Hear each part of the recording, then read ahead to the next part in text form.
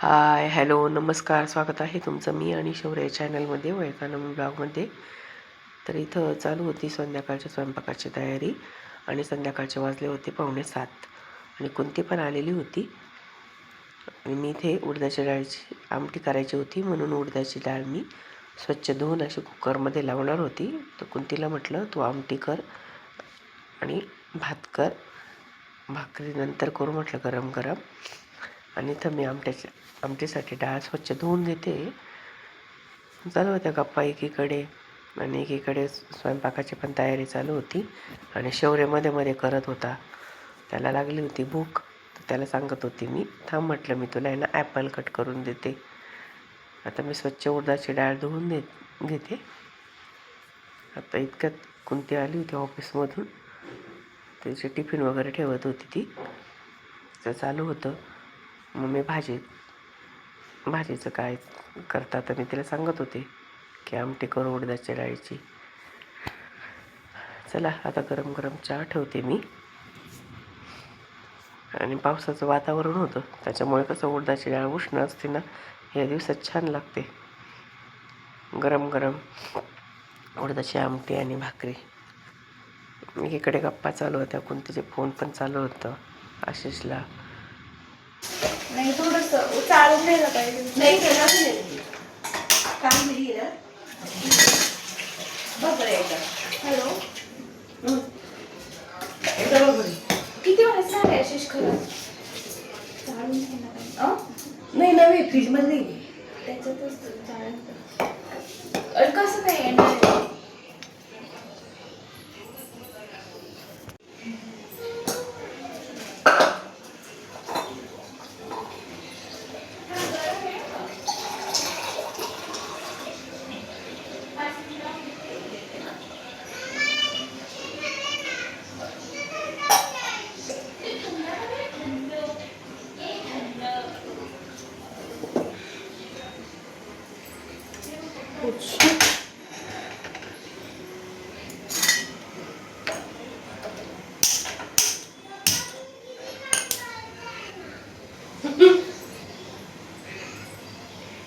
कोणाला म्हणतो का?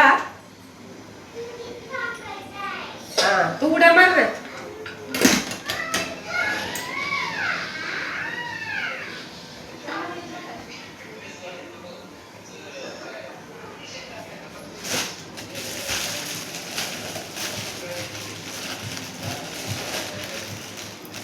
आणि मी तुम्हाला इथे सांगत होते की उडदाच्या डाळीचा कुकर लावला आहे, छान अशा मी 3-4 शिट्ट्या करून घेते सांगत होते. पण मी आवाज मूक केलेला होता आणि माझी बडबड पण चालू होती शौर्याची.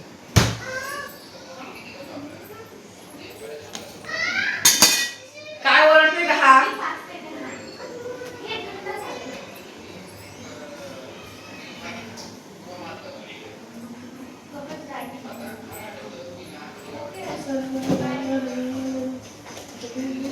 चहा वगैरे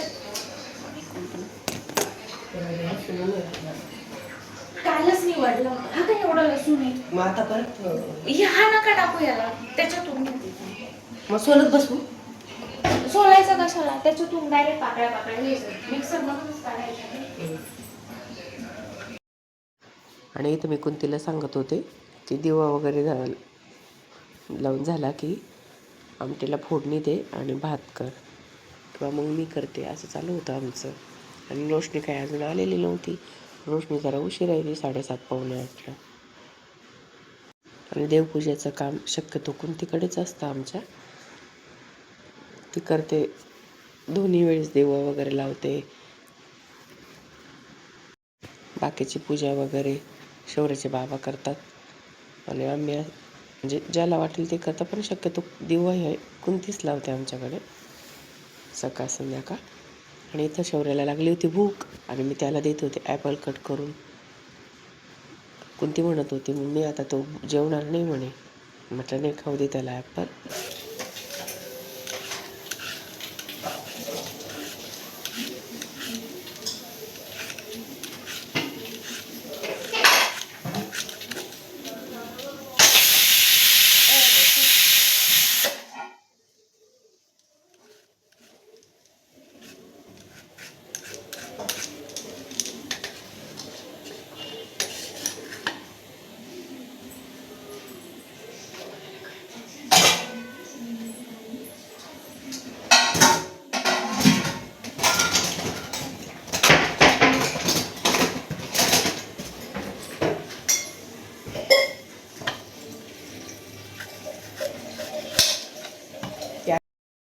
आणि शौर्याला आहे ना ॲपल खूप आवडतात. त्याला एक ॲपल दिलं ना तर छान खातो तो, पूर्ण खातो तो. बनाना, ॲपल त्याच्या आवडीचे फ्रूट आहे दोन्ही पण. आमच्याकडे नेहमी असतात कारण त्याला आवडतात ना. त्याचे मम्मी पप्पा कुणी बाहेर गेले का घेऊन येतात ते.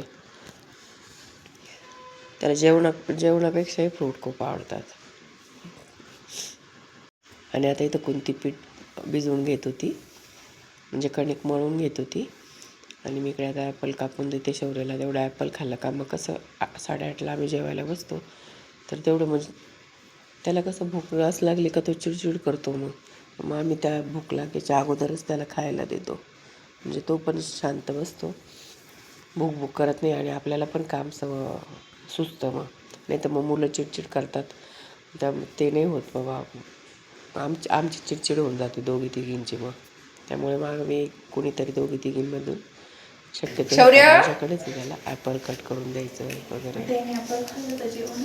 नाही काय नाही शौर्यदार ॲपल.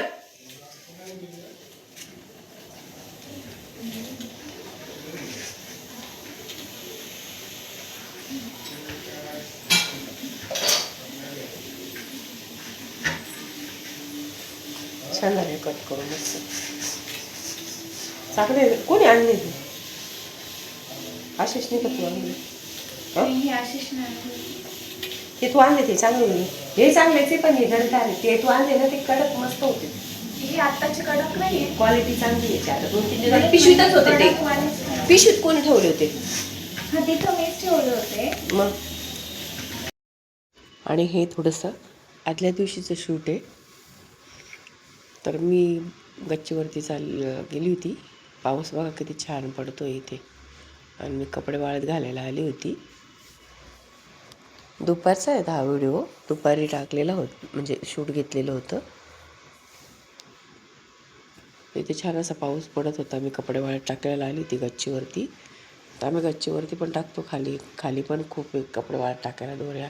पावसाचे कपडे वाळत नाही, इतकी परेशानी होते. तरी मशीनचे असतात, नाही तर हाताने धुतले तर बापरे, मग तर वाळतच नाही, स्पिनच करून घ्यावं लागतात. आता शक्यतो पावसाचे स्पिनच करून घ्यावं लागतं. आणि शक्यतो मशीनमध्येच असतात आमचे कपडे. हाताने जसं येईल तसं मळालेले असले का खूप हाताने धुवायचे. मग स्वच्छ असे थोडेसे मळालेले नसले की मग मशीनमध्ये टाकतो. हे बघा किती छान वातावरण झालेलं आहे. आता इथे कपडे वाळत घालून घेते पटपट. मी इथे ना या स्टँडमध्ये ना मिशोवरून का कुठून तर मागवलं होतं. मला आता त्या ॲपचं नाव नाही सांगता ना. आत्ता मागवलेले होते. छान आहे पण हे स्टँड, मला पण आवडलं. म्हणजे खूप कपडे बसतात आणि आमचे कपडे खूप असतात. आणि जे गरजेचे आहे ना आता दररोज लागणारे कपडे शौर्याचे सगळ्यांचे जे गरजेचे आहे आता, म्हणजे आता उद्या लागणार आहे, तर ते आम्ही सगळे स्टँडवर कपडे टाकतो. तिथे कसं वरती हवा लागते ना बाल्कनीत, त्याच्यामुळे मग ते कपडे सगळे वाळून जातात इथे हवेने. दोन्ही बाजूने हवा लागते मोकळा असल्यामुळे. खाली जास्त डोळ्यांवर ते कपडे नाही वाळत. इथे स्टँडमध्ये पटकन हवा लागून कपडे वाळून जातात. त्यामुळे मग ते खाली वरती चालूच असतं आमचं. माझं जास्त होतं सगळ्यांमध्ये, खाली वरती या. तर चला आता मी हे खूप कपडे वाळत घालून थोडंसं शूट मागे पुढे होतं, म्हणजे 1-2 दिवसाचे आहे, तर ते मी असे एका दिवसाचे नाही. आणि आता खाली आले आता मी खाली कपडे वाळत टाकून आता भांडे लावून घेते. कारण कसं 5-5:30ची वेळ असते कपडे वाळत घालून झाले कसं इतकं स्वयंपाकाला पण सुचतं आणि ते पसारा पण नसतं. आमचे भांडे पण खूप निघतात, कारण बाई कशी एकच वेळेस येते ना भांड्यावाली, त्यामुळे मग ते 2-3 पाट्या भांडे निघतात.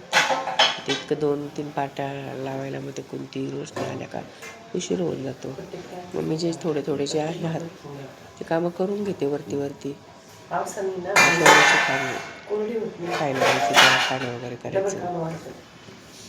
तो पण झोपेतून उठेल आता. तो झोपलेला होता त्यामुळे मी पटपट भांडे लावून जाते. कपडे वाळत टाकून झाले, स्वयंपाकाला कसं आल्या की त्या दोघी जणी पटपट स्वयंपाक शक्यतो कोणतीच करते संध्याकाळचा स्वयंपाक सकाळचं आवरून जाते. सकाळी तर बेड असल्यामुळे कसं स्वयंपाकाचं काही टेन्शन नसतं. वरती मग आवडतं काम लवकर जाते कोणती, त्याच्यामुळं मग कोणती पर्यंत स्वयंपाक येतच नाही. रोशनी स्वयंपाक त्या करून जातात त्या ताई, त्याच्यामुळे रोशनीवरचे कामं सगळे आवरून घेते. आणि शेवटी स्कूलचं वगैरे बाकीचे छोटे मोठे काम येते ती करून घेते. ते घर म्हटलं तर चालूच असतं छोटे छोटे कामं. आणि पावसाचं भांडे पण वाढत नाही, त्याच्यामुळे ना प्रत्येक भांडं मला रोज पुसून घ्यावं लागत होतं. कारण जर नाही पुसलं ना तर मग ते गंजतात त्या ट्रॉल्या. आणि आता इथं आलेली ती रोशनी.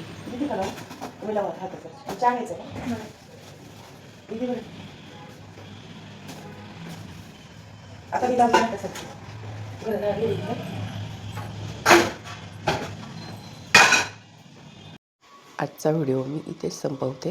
तर कसा वाटला तुम्हाला आजचा व्हिडिओ तर नक्की सांगा. व्हिडिओ बघितल्याबद्दल धन्यवाद. बाय. पुन्हा भेटू एकदा नवीन व्हिडिओमध्ये. तोपर्यंत बाय. Take care.